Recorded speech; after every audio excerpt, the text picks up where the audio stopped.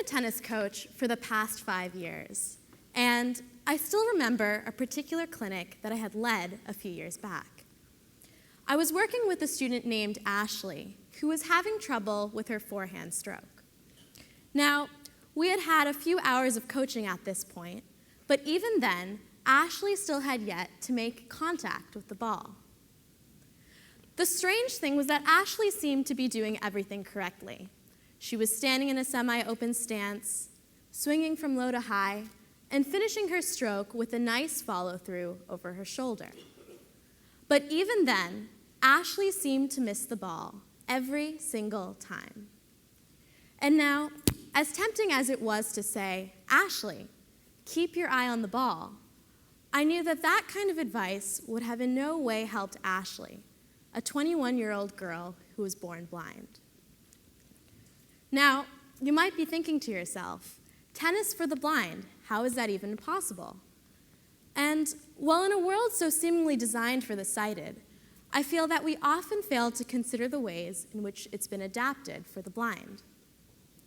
A sport like tennis that seems so heavily dependent on hand-eye coordination has been adapted in a way that has allowed the blind to take part too. And that's largely thanks to this. Elegant in its simplicity, this sound-adapted tennis ball has allowed blind athletes from over 15 different countries to learn the sport.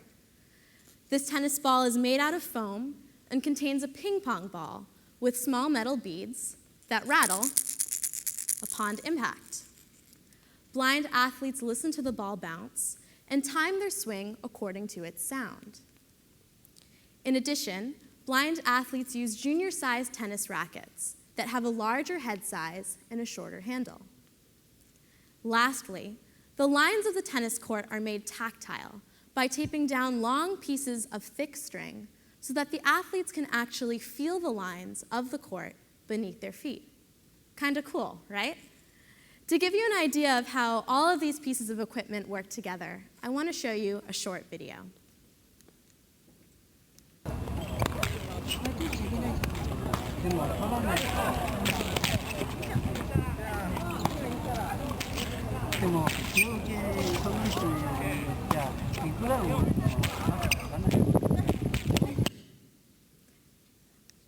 Now, the video that you just saw was recorded in Japan, which was where the sport was actually created.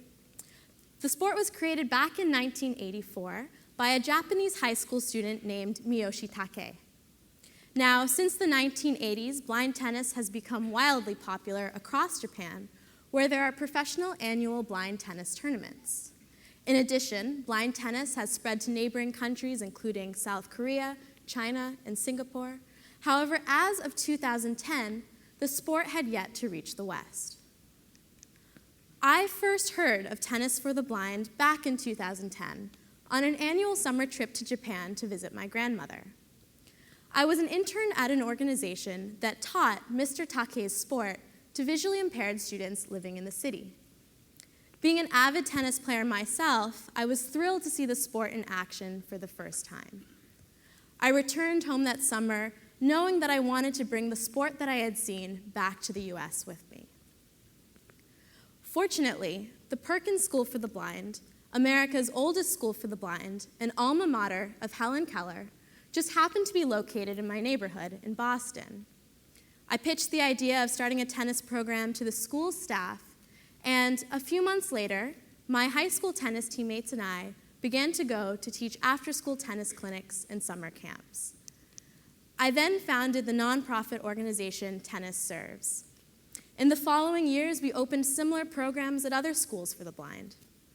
At every Tennis Serves chapter, the idea is the same: to find sighted high school and college-age students with a passion for tennis to teach the sport at local schools for the blind. Today, we have 4 Tennis Serves chapters, one in Massachusetts, one in New York, one in California, and our 4th here at Yale just opened this spring.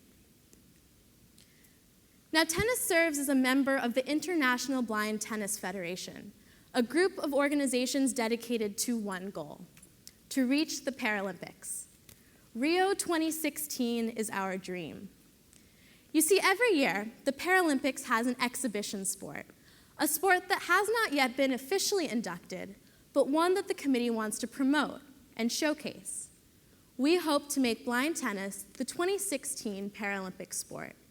And with a coordinated effort between our tennis serves delegation in the US to blind tennis delegations from Japan, South Korea, and China, we hope to make that dream a reality in 2016. Now, although the sport has seen much success, there is still need for improvement. For example, the current blind tennis ball is in need of significant redesign. One of the major problems with the ball is that it only makes sound after it bounces, and makes very little sound as it's traveling through the air. For blind athletes to listen to the ball bounce, locate it, move to the right spot to hit it, prepare to hit the ball, and then actually hit the ball, there's simply not enough time for them to be able to do that. So the challenge that we've now taken up is how can we engineer a new ball, one that's more perceptible? So what about creating a high-tech electronic ball, one that makes a constant beeping sound even as it's traveling through the air? Or what about having that beeping sound change in frequency based upon the ball's height above the ground? Or perhaps the beeping frequency could be based upon whether the ball is ascending or descending. Or lastly, perhaps the beeping frequency could be based upon the ball's distance from the athlete, sort of like a proximity sensor in a car, which tells you how close you are to something when you're backing up. And then there's the idea of placing some sort of sensor on the net, so that blind athletes receive some sort of signal when the ball crosses onto their half of the court. These are all ideas that need to be experimented with and tested in order to make the ball easier to locate. Currently, students at Yale's Center for Engineering, Innovation, and Design have taken up our project. So, what happened to Ashley in the end?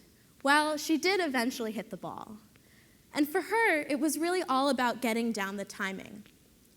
Just from the sound of the ball's bounce, she had to learn how to locate the ball. And once she did, she was hooked. Ask any tennis player. There's something almost therapeutic about hitting a tennis ball hard. Keep your eyes on the ball. It's probably the #1 piece of advice that tennis coaches give to their students. Keep your eyes on the ball.